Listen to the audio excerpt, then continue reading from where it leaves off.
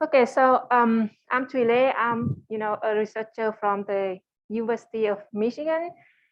So welcome to the last session today, and I hope that you still have some energy left to go through more than half hour. And so I have been waiting for this session since yesterday. Yeah, today is the last one. So okay, so David has given a very nice introduction into Kalman Filter. So hopefully after this session, you have a more how to say, a clear idea of how to apply Kalman filters to some to address some questions in tobacco control. So let me see. Okay, so here there are several applications we can do with Kalman filters. So you can use Kalman filters to estimate to do state estimation, given that you know all the parameters and you know the noisy measurements. And you can do parameter estimation, given you know state and you know the noisy measurement. Or you can do both state and parameter estimation simultaneously, given you know the noisy measurements. So there are three different applications that you can do with these filters. So now, yeah, so now I'm gonna use a different set of notations, but basically, they mean the same. So let's consider the following discrete system. So the first one is the state equation, and the second one is the to describe the measurement. So here, so for generality, I use some nonlinear function, but later we'll take a look at a linear function, and it would be easier to imagine. So here you have, so here xk is the state variable at time k, and uk minus uk and vk here are the process noise random inputs and measurement and noise random input respectively. So we have xk is a function of x at time k minus 1 and parameters at time k minus 1 and also the noise at time k minus 1. And we have the measurement g at time k is a function of the state variable at time k and parameter at time k and also the noise at the measurement noise at time k. So here what we observe is the variable z, and here the true state variable sk is unobserved, and our aim here is to try to estimate the true value of the state variables. So here you can see that here the green boxes are the observed values, and the yellow boxes are the unobserved values that we are trying to estimate. So here, given a set of noisy measurement Z1, Z2, and Zk, and we are trying to find the best estimate of the true state variables Sk, and I denote it as the Sk hat. Yeah. Okay. So so here there are many objective functions to be minimized to find the to find an estimate of the true state variable x k hat. So here I consider this this mean squared error, and if you take the derivative of this quantity and you move around some items, then finally you will get sk hat is equal to that quantity. And here we have many Kalman filters. We have linear Kalman filter, we have extended Kalman filter, sigma point Kalman filters, and each of them corresponds to an approach to compute or estimate, this quantity, the quantity, the x hat, the sk hat equal to the expectation of sk given all the measurements up to time k. Yeah, so the idea is try to, compute or estimate that quantity, the expectation of sk given all the measurements up to time k. Is the main idea. So here, so this is kind of an abuse of notations. So it looks messy, but here whenever you see plus, it means that we use all the measurements up to time k, and minus means that we use only the measurements up to time k minus 1. And here, whenever you see tilde, here is the difference between the true value and the estimated value. Yeah, and also we introduce some notation for the covariance matrices. Okay, so here, so our main goal is to compute sk hat plus, and also to know how, to evaluate the uncertainty of our estimate. We also compute the error covariance matrix, which is sigma x tilde k plus. Okay, so for this, if all the densities are Gaussian, then we are able to derive this equation. It means that the value, the estimate of the true state variable at time k, after using all the measurements up to time k is equal to the an estimate of that variable, but using all the measurements up to time k minus 1 plus some correction term here. And here LK is computed through this formula, this relation.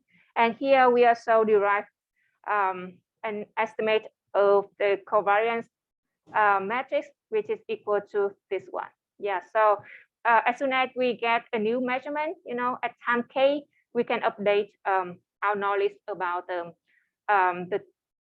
the true value of the state variable, and also the uncertainty connected to our estimate. Okay, so for any Kalman filter, we have 6 basic steps. So as you can see here, the first 3 steps is something like a prediction. So you have all the measurements up to time k minus 1, and you use the system to predict, your estimate at time k. So here, given all the measurement up to time k minus 1, and you are able to estimate the value of the state variable at time k, and also you estimate the covariance matrix, the error covariance matrix at time k, and also the estimate the measurement. And here we use only k minus 1 measurements. So now after that, we get a new measurement at time k. So we need to update our estimate. So for that, we need to compute the Kalman gain matrix, and then we update our estimate and update the error covariance matrix. So there are 6 basic steps, and depends on particular system, you can get more concrete formulas for each step.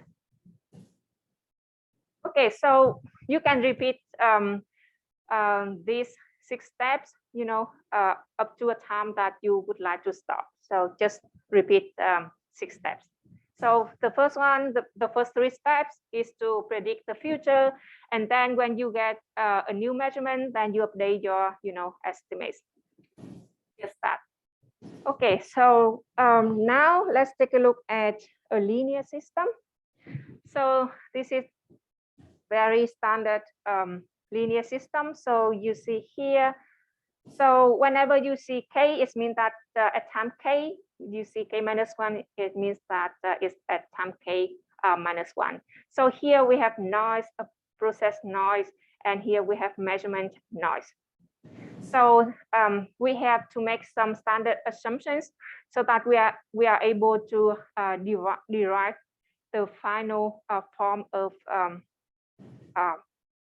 the equations.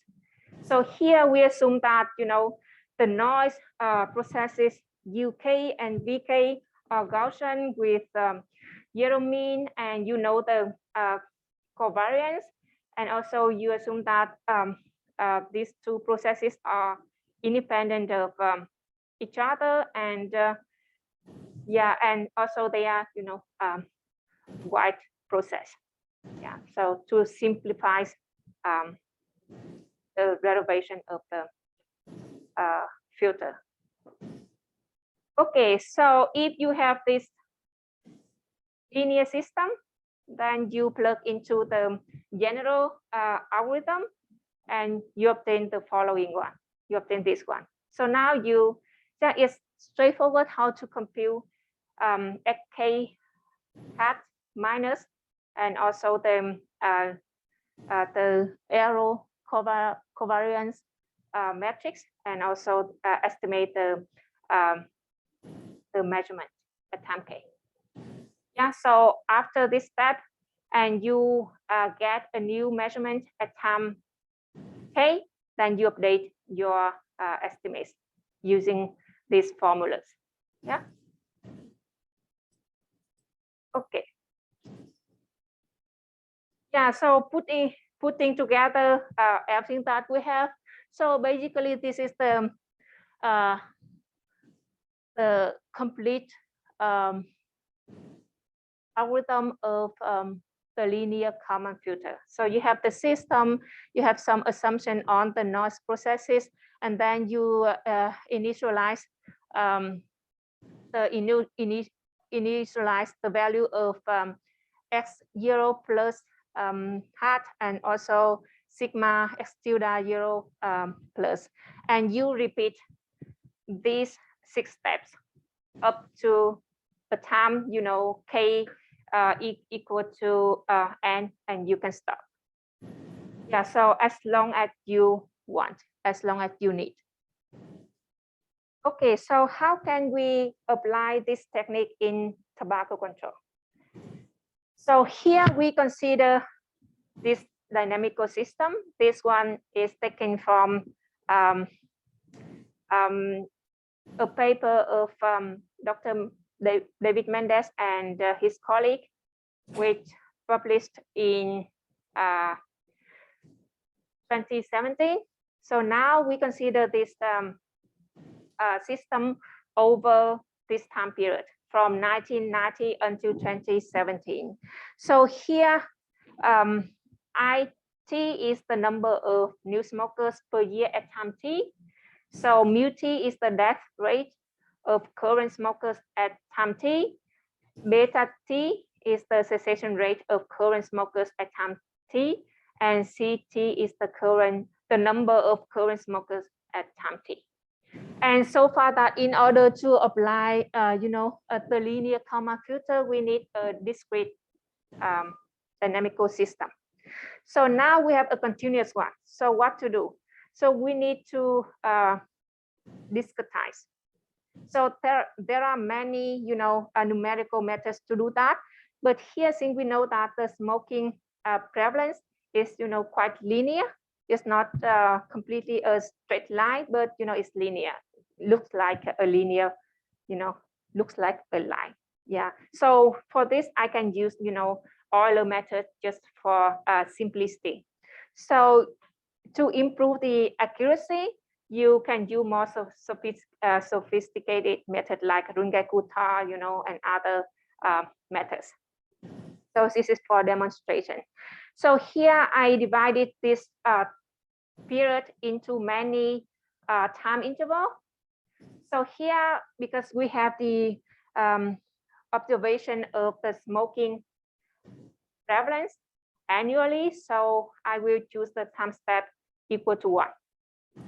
Yeah, so it really depends on the frequency of the measurements that you have.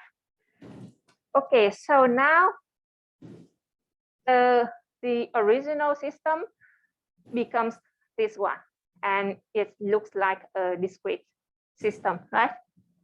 So here, this one is equal to 1. This is the time step that I chose.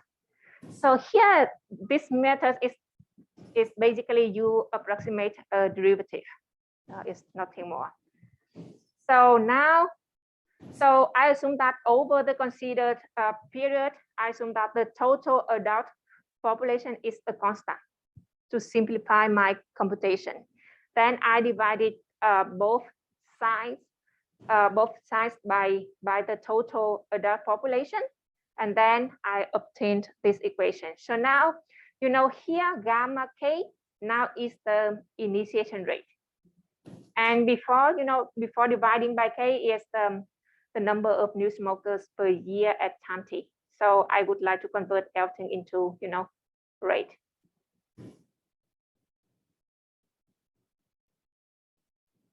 Okay, so just group some items together, and we obtain this equation, and assume that UK is the the noise of the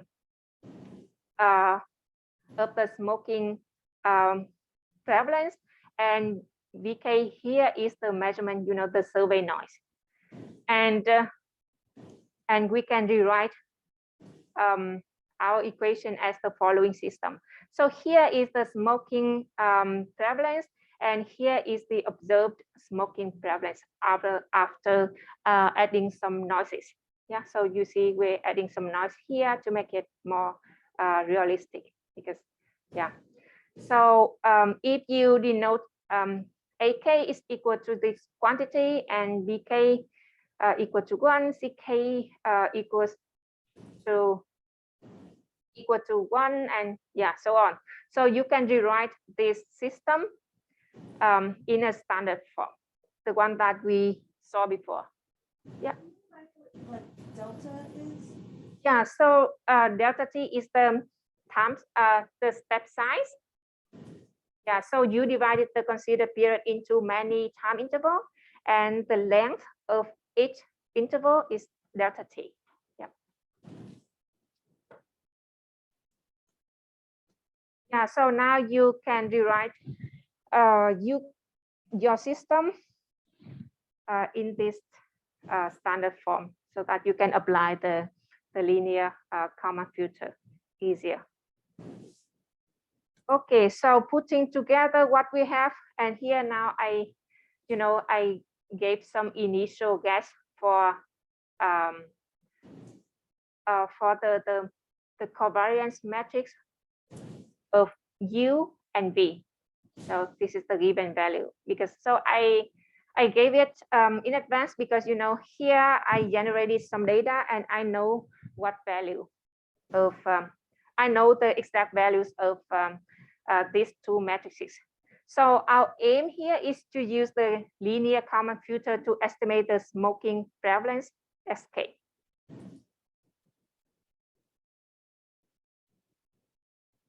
Okay, so for convenience, so again, I put everything together. So we have the system, and for our case, we have the formula for AK, BK, CK, DK, and yeah, and parameters, and also the covariance matrices for U and V. So now, okay, so if you would like to learn more about this approach, you can take a look at these references. So basically focus on the first two references. So now let's take a look at the code, how to implement the linear Kalman filter to solve this problem in R.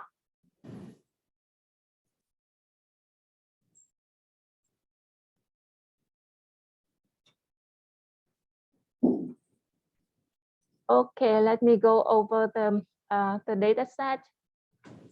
Okay, so here we have the data set. So the first column is the, the time. So we consider from 1990 until 2017.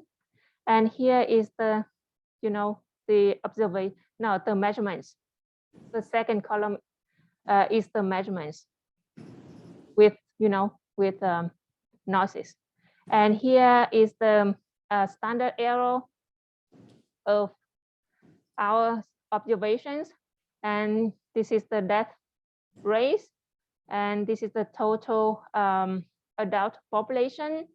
This is the initiation rate. And this is the cessation rate.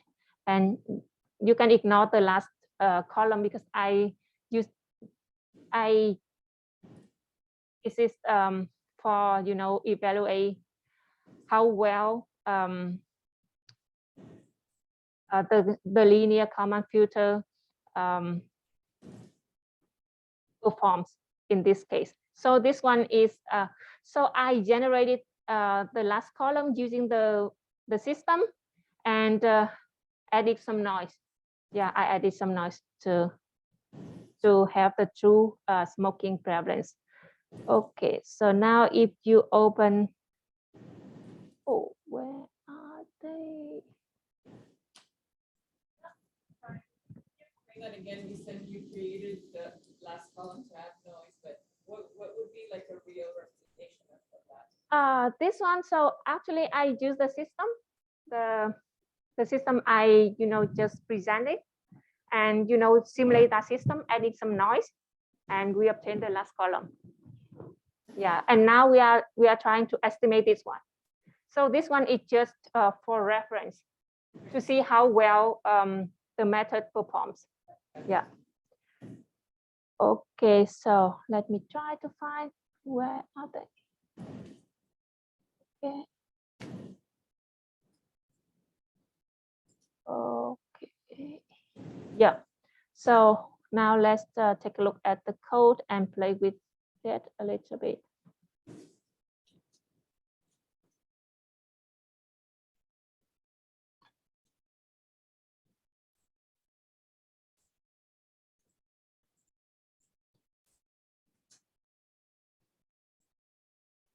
Okay, so here, yeah, forget about the first several lines because this is to set the default directory. I don't need to do it manually, so kind of lazy. So I put these commands and it'll have you to set the directory automatically. So here are some packages, and this one to so from here to here to read the data from the input file. And here this is delta t. I set it equal to 1 because here we have the observations annually. So I set the step is equal to 1 year. And here just extract the input data from the file, year, measurements, standard error, and death rate, population, initiation rate, cessation rate, and the true smoking prevalence for reference only. So here I initialize the covariance matrices for U and V. And this is the number of iterations. Exactly is the number of years. And here initial guess for X hat and also the error covariance matrix to to you know, to evaluate uncertainty of F hat. Okay, so this is for storage only, and here to make some beautiful to make a beautiful plot. So okay, so basically here this loop. So this is the matrices coming from the model. So you, and then you know, first step, second step, third one, you know, the first three steps are here, and here this one just you know, to get the observation at time k here, and here the last three steps to update our estimates, and this one to store the results and to make some nice plot. Okay, so let's take a look at this one.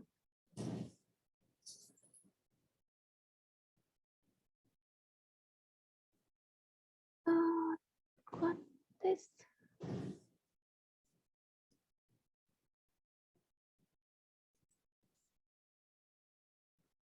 Comment this one.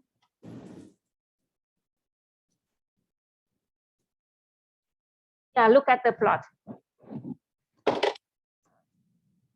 So the red circles are measurements. The blue circles are the true values of the smoking prevalence, and the black diamonds are the estimated values. So you see that it tracks the model, you know, the method tracks very well the true value. So if you, even when your initial guess is far away, you know, after one, it's getting closer and closer. So yeah, after three steps, you see that, you know, it performs very well. So you can play with this one by changing the initial value of, you know, initial guess of S hat. If you make it like have a very good initial guess, then yeah. So it doesn't need to, you know, to correct much.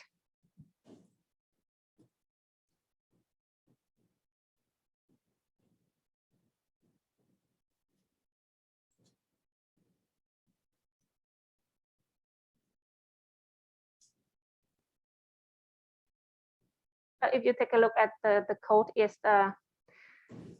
straightforward, and you know, it's, I think it's understandable. Yeah.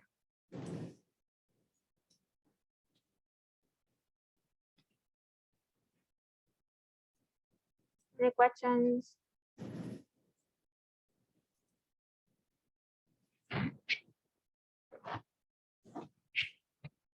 Yeah.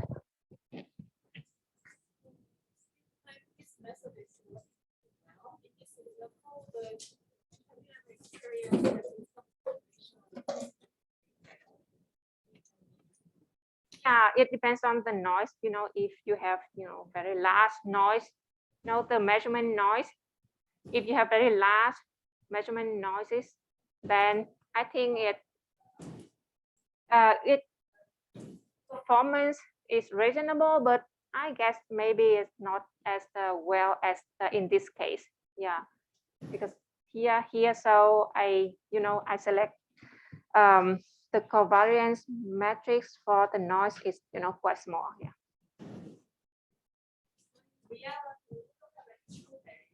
Yeah. Yeah, we couldn't compare.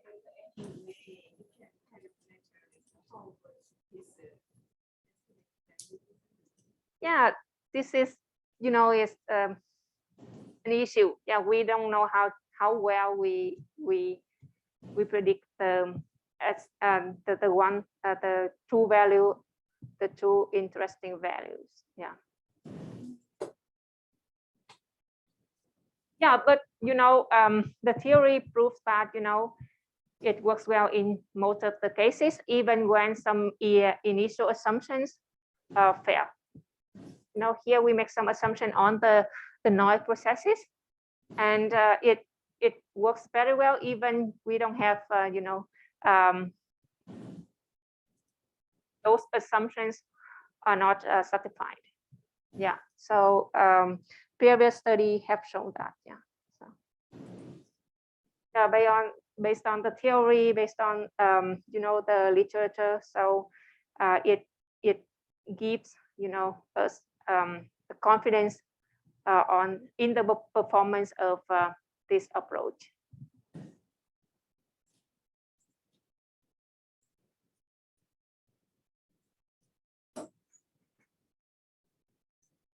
Yeah, so if you have any question regarding to the code, please let me know.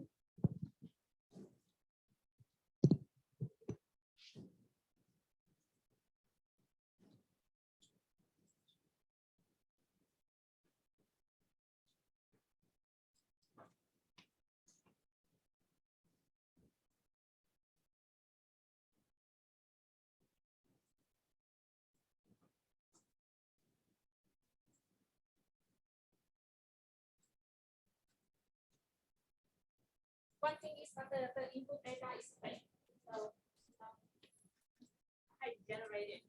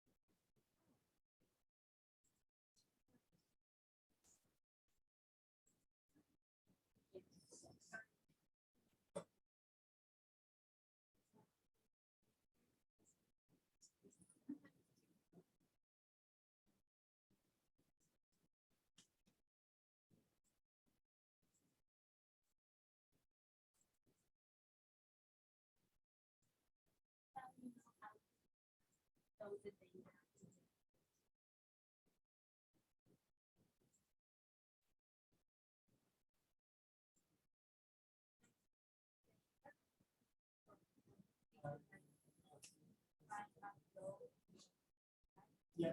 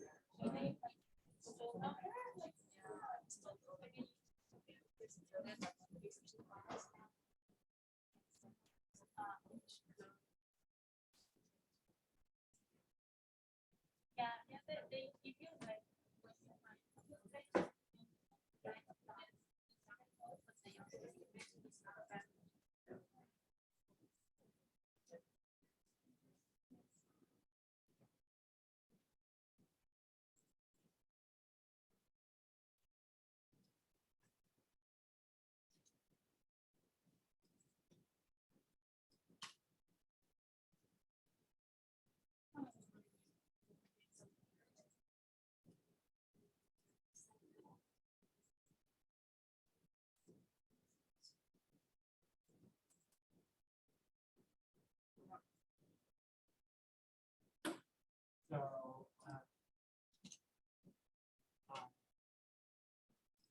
does this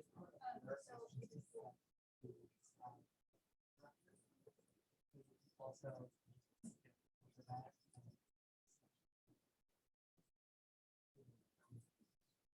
first file location.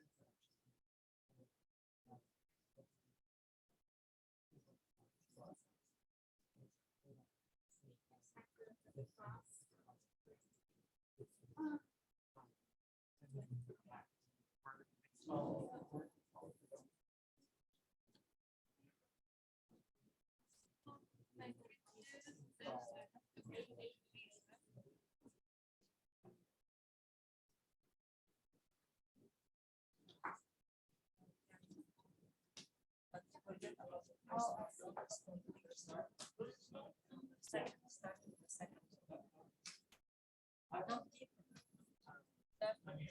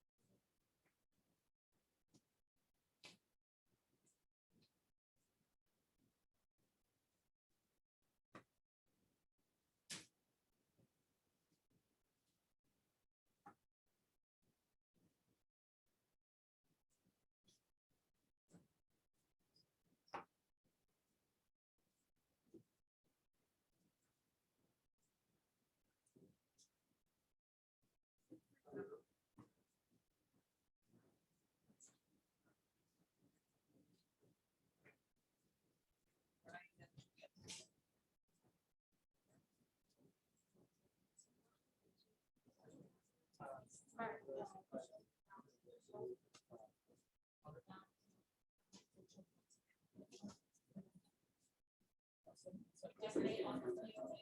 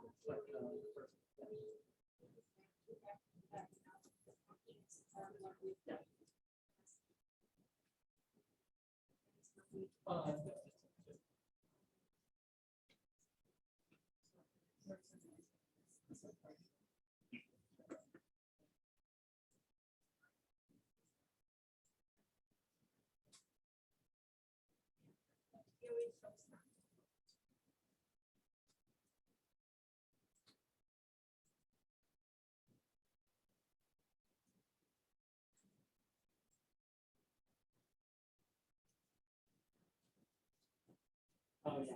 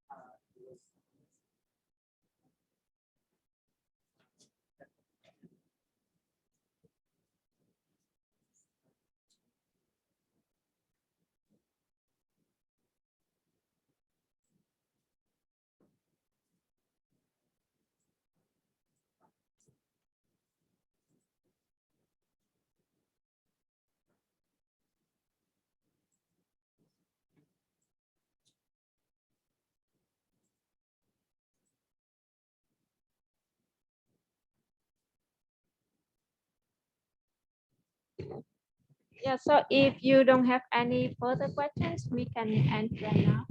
And feel free to email me if you have any questions later.